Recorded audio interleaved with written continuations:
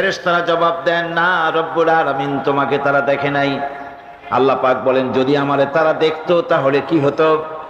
ফেরেশতারা বলেন, রব্বুল আলামিন, তোমার বান্দাগুলি তোমাকে পাওয়ার জন্য আরো বেশি জিকির করতো, আরো বেশি ফিকির করতো, আরো বেশি প্রশংসা করতো, আরো বেশি তাসবিহ পড়তো। আল্লাহ পাক প্রশ্ন করেন, ও ফেরেশতারা, আমার এই বান্দাগুলি আমার কাছে কি চায়? ফেরেশতারা বলে, রব্বুল আলামিন, তোমার বান্দাগুলি তোমার কাছে জান্নাত কামনা করে, বেহেশত চায়।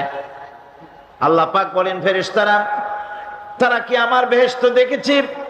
ফেরেশতারা বলেন, আয় আল্লাহ, তোমার জাতের কসম, তারা তোমার জান্নাত দেখে নাই। আল্লাহ পাক প্রশ্ন করেন, যদি তা দেখতো তাহলে কি হতো?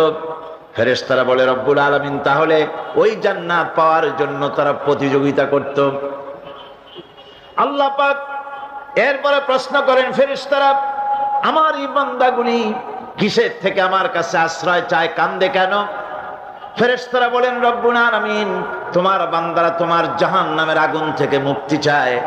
আল্লাহ পাক প্রশ্ন করেন, ও আমার ফেরেশতারা, তারা কি আমার জাহান্নাম দেখেছে নাকি? ফেরেশতারা বলে, রব্বুল আলামিন, তোমার জাতির কসম করে বলি, ওরা তোমার জাহান্নাম দেখে নাই।